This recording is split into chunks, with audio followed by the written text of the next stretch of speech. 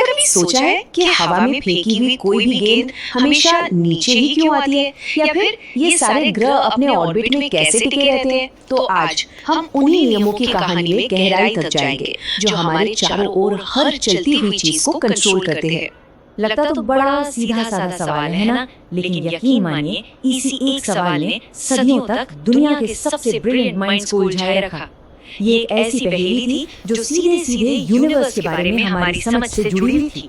तो हमारी ये कहानी शुरू होती है एक ऐसे आइडिया से जो इतना कॉमन सेंस वाला लगता था कि लगभग 2000 सालों तक किसी ने उस पर सवाल ही नहीं उठाया।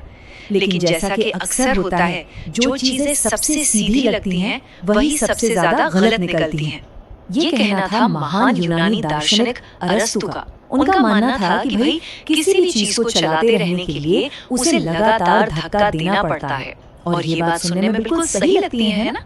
मतलब जमीन पर अगर कोई चीज लुढ़क रही है तो वो थोड़ी देर में रुक ही जाएगी जब तक आप उसे धक्का देते ना रहे। 2000 साल, सोचिए 2000 सालों तक साइंस की दुनिया पर अरिस्टो का यही एक आइडिया हावी रहा। ये एक ऐसी मजबूत दीवार बन चुका था जिसे तोड़ने के लिए आने वाली पीढ़ियों के सबसे बेहतरीन दिमागों को लगना था।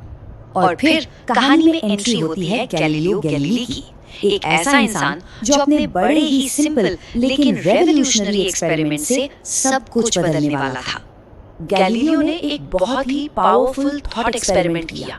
मतलब उन्होंने सिर्फ सोचा, कल्पना की कि अगर फ्रिक्शन यानी घर्षण बिल्कुल ना हो, हवा की कोई रुकावट ना हो, तो एक लुढ़कती हुई गेंद का क्या होगा?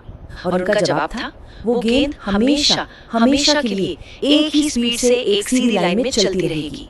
बस यही एक आइडिया भौतिकी की दुनिया की नींव हिलाने के लिए काफी था। और यहीं से जन्म हुआ जड़त्व यानी इनर्शिया के कॉन्सेप्ट का। ये गैलीलियो की वो कमाल की सूझबूझ थी जिसने बताया कि चीजों को अपनी स्टेट ऑफ मोशन बदलना पसंद नहीं है। सीधी भाषा में कहें तो जो चीज रुकी है वो रुकी ही रहना चाहती है, और जो चल रही है वो चलती ही रहना चाहती है। अब सीन में आते हैं सर आइजैक न्यूटन, वो जीनियस जिन्होंने गैलीलियो और बाकी वैज्ञानिकों के इन बिखरे हुए आइडियाज को उठाया और उन्हें जोड़कर मोशन यानी गति के लिए एक पूरी की पूरी रूल बुक तैयार कर दी।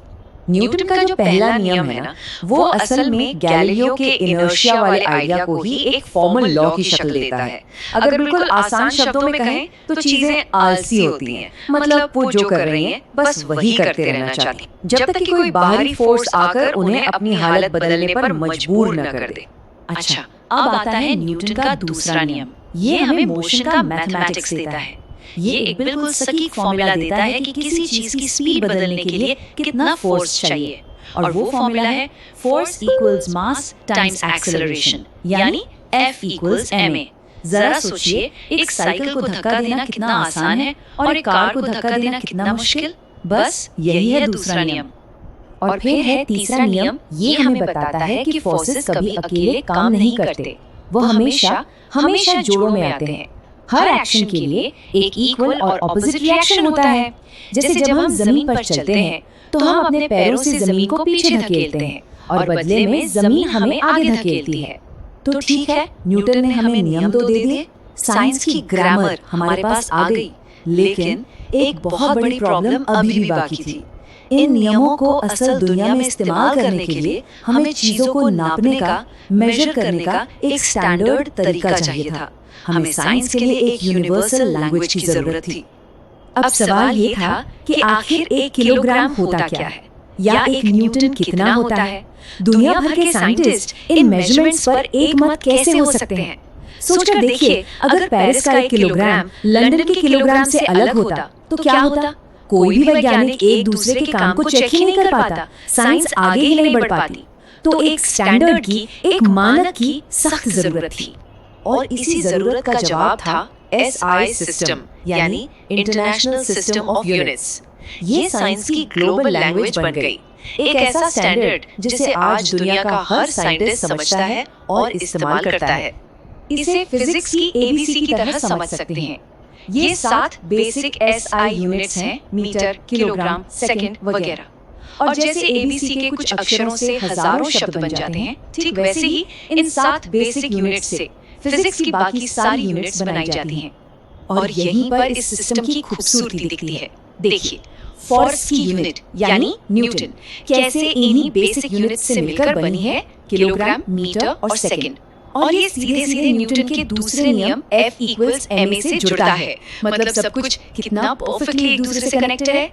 तो चलिए अब इन दोनों बड़े आइडियाज को यानी न्यूटन के लॉज और SI यूनिट्स को एक साथ लाते हैं और देखते हैं कि कैसे इन दोनों ने मिलकर यूनिवर्स के बारे में हमारी पूरी सोच को हमेशा हमेशा के लिए बदल दिया। इसे ऐसे समझ सकते हैं, न्यूटन के नियम हमें बताते हैं क्यों, मतलब चीजें वैसे ही क्यों मूव करती हैं जैसे वो करती हैं, और ऐसा यूनिट्स हमें बताते हैं कितना, मतलब वो कितनी तेज चलती हैं, कितनी दूर जाती हैं और कितने फोर्स के साथ चलती हैं। तो एक है थ्योरी और दूसरा है उसे नापने का टूल। और जब ये दोनों चीजें एक साथ आईं, तो इन्होंने हमें दिखाया कि ये यूनिवर्स कोई रहस्यमयी या रैंडम जगह नहीं है, बल्कि ये एक घड़ी की तरह है, एक क्लॉकवर्क यूनिवर्स जो बिल्कुल सटीक और यूनिवर्सल लॉज पर चलता है। यही तो न्यूटन की सबसे बड़ी अचीवमेंट थी। उन्होंने ये साबित कर दिया कि जिस ग्रेविटी की वजह से एक सेब जमीन पर गिरता है, ठीक वही एग्जैक्टली वही फोर्स चांद को धरती के चारों तरफ उसके ऑर्बिट में बनाए रखता है। मतलब जो नियम धरती पर लागू होते हैं, वही नियम आसमान में भी लागू होते हैं। और ये पूरी कहानी हमें एक आखिरी सवाल पर लाकर छोड़ देती है। हमने मोशन का रहस्य तो सुलझा लिया, लेकिन इस ब्रह्मांड में और कौन-कौन से यूनिवर्सल लॉज छिपे हैं जो बस खोजे जाने का इंतजार कर रहे हैं।